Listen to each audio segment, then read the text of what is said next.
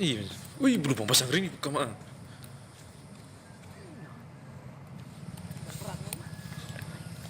Apa namanya? Wih, lubang nih gue. Wih, lubang ngeri nih. Coba yang sebelah tuh, wih, lubang pasang ring.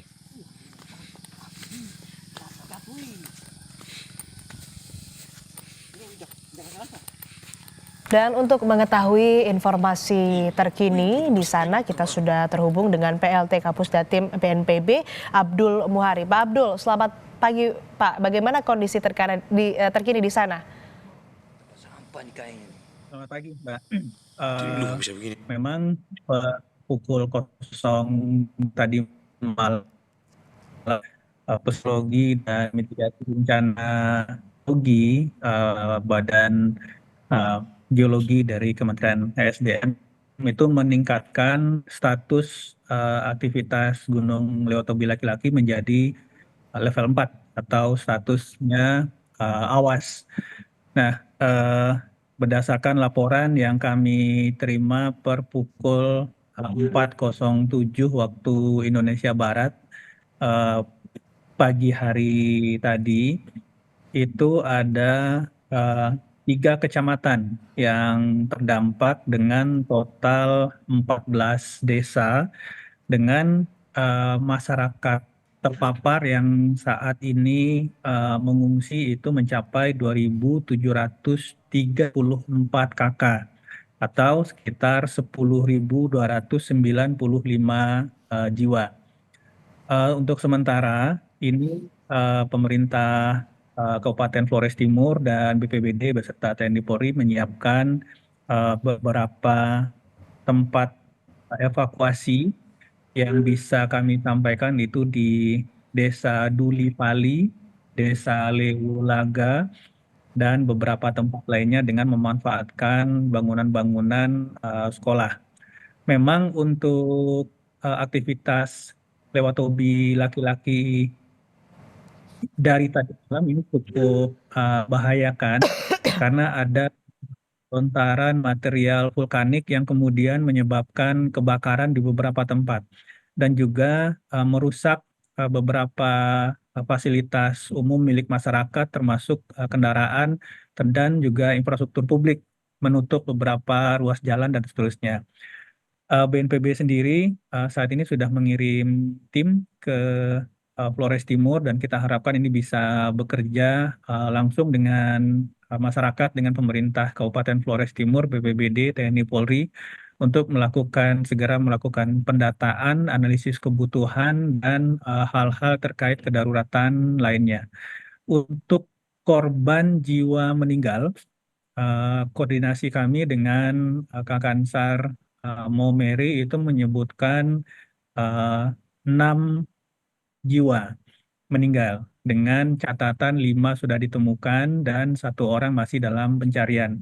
Memang informasi korban jiwa ini agak berbeda. Ada beberapa yang mengatakan sudah 9 dan ada yang media yang mengatakan 10, tetapi koordinasi kami dengan Kakansar Maumere, BNPB dengan Kakansar Maumere menyebutkan korban yang terlaporkan itu 6 orang dengan catatan 5 sudah ditemukan dan 1 masih dalam pencarian. Itu saja ini akan terus kita update sekiranya ada temuan-temuan baru di lapangan. Saya kembalikan, Mbak.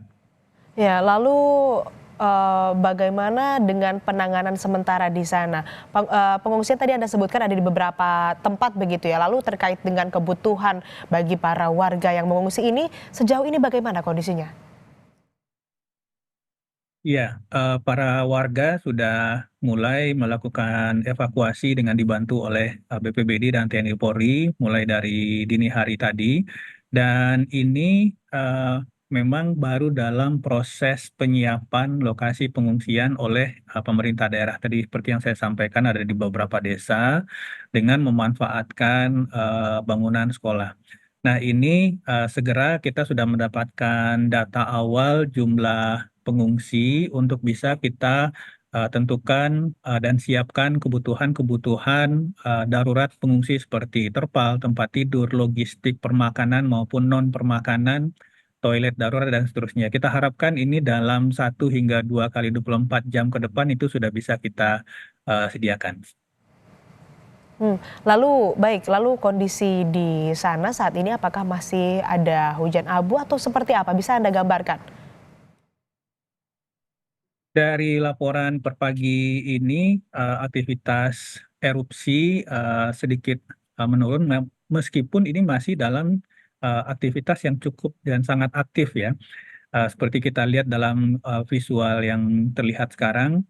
Jadi kondisi saat ini hujan abu itu masih ada sisa dari aktivitas sejak tadi malam. Dan kita tentu saja menghimbau dan kepada masyarakat dan pemerintah daerah untuk benar-benar disiplin untuk meninggalkan kawasan dengan radius 7 kilometer dari pusat gunung. Sekali lagi 7 kilometer dari puncak gunung. Jadi ini yang perlu kita perhatikan untuk menghindari jangkauan dari lontaran material vulkanik. Ini kita harapkan benar-benar masyarakat bisa benar-benar disiplin untuk sementara meninggalkan dulu tempat yang masih masuk radius 7 kilometer. Nanti sekiranya kondisi mulai aktivitas erupsi mulai menurun, baru kita lihat kondisi properti atau aset atau rumah kita masing-masing. Baik, lalu kami juga mendapatkan informasi ada korban luka di sana. Bagaimana penanganannya? Sudah mendapatkan perawatan medis yang cukup di sana? Untuk kondisi korban atau masyarakat yang luka, baik luka ringan, luka maupun luka berat yang membutuhkan perawatan hingga saat ini sudah kita mobilisasi ke puskesmas dan vaskes-vaskes terdekat. Tentu saja ini menunggu asesmen lebih lanjut sekiranya diperlukan untuk penanganan yang lebih fasilitas lebih lengkap, tentu saja ini akan segera dirujuk ke rumah sakit terdekat. Artinya fungsi-fungsi kedaruratan sudah berjalan dan ini masih dalam tahap penyiapan asesmen darurat, tetapi ini tetap berjalan di lapangan dan kita harapkan sekali lagi dalam 1-2 kali 24 jam ke depan penanganan masyarakat terdampak ini sudah bisa kita lakukan dengan baik. Lalu terkait dengan korban yang masih dicari, korban yang hilang, bagaimana upaya evakuasi yang dilakukan? Untuk sementara pencarian korban tentu saja melihat kondisi dan situasi dari aktivitas erupsi. Artinya tentu saja keselamatan para tim pencari juga harus kita utamakan, tetapi juga merujuk dan mengacu kepada laporan dari anggota keluarga atau masyarakat yang melaporkan kepada Basarnas setempat.